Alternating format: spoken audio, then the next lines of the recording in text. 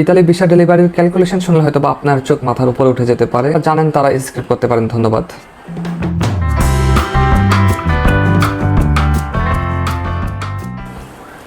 আপনারা তো সবাই অবগত আছেন যে ইতালি এম্বাসির কিন্তু প্রতিদিন সর্বোচ্চ 100 ডেলিভারি দেওয়ার কথা।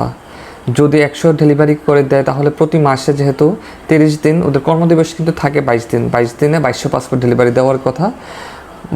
আর যদি মনে করি যে ইতালি এম্বাসিতে 60,000 পাসপোর্ট জমা আছে, আনুমানিক এটা ধরে নিলাম, তাহলে কিন্তু ওদের পাসপোর্ট ডেলিভারি দিতে এই 60,000 দিতে ওদের মিনিমাম সময় লাগবে 27 মাস।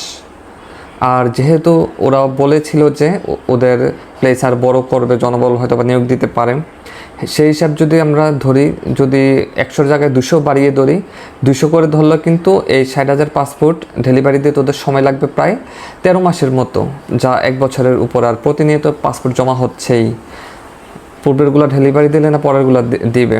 আর এভাবে ওদের ইনপুট আর আউটপুট আসলে সমান হচ্ছে না। আর এটা হবার কথাও নয়, ইনপুট আউটপুট, যেহেতু এটা রোবট নয়, মানুষ, ওদের পেপারগুলো যাচাই করতে হয়, সেক্ষেত্রে টাইম লাগতে পারে মোটামুটি। কিন্তু এত টাইম লাগাটা আসলে কাম্য নয়। যেখানে সর্বোচ্চ 3 মাসের কথা, সেখানে 4 মাস 5 মাসের লাগতে পারে আনুমানিক ধরলাম। কিন্তু এত লং টাইম আসলে এটা পসিবল না। এটা সবার জন্যই ক্ষতিকর হচ্ছে। অনেক ভাইয়েরা দেখা যাচ্ছে যে মধ্যপ্রাচ্য থেকে এসে ইতালি যাওয়ার জন্য পাসপোর্ট জমা দিয়েছে, এখন আটকা পড়ে আছে। দেখা যাচ্ছে ওর পারিবারিকভাবে, আর্থিকভাবে সব দিক থেকে ক্ষতিগ্রস্ত হচ্ছেন।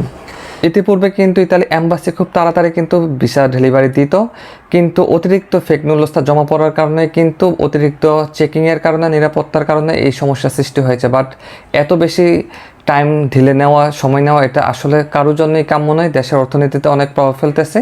আমরা এই সমস্যার সমাধান দ্রুত কামনা করছি। তারই সাথে সাথে প্রধান উপদেষ্টা যিনি ডক্টর মোহাম্মদ ইউনূস স্যার এবং প্রবাসী কল্যাণ ও বৈদেশিক কর্মসংস্থান মন্ত্রণালয়ের উপদেষ্টাগণের সাহায্য কামনা করছি, যেন ইতালি এম্বাসি আমাদেরকে তাড়াতাড়ি পাসপোর্ট ডেলিভারি দিয়ে দেয়।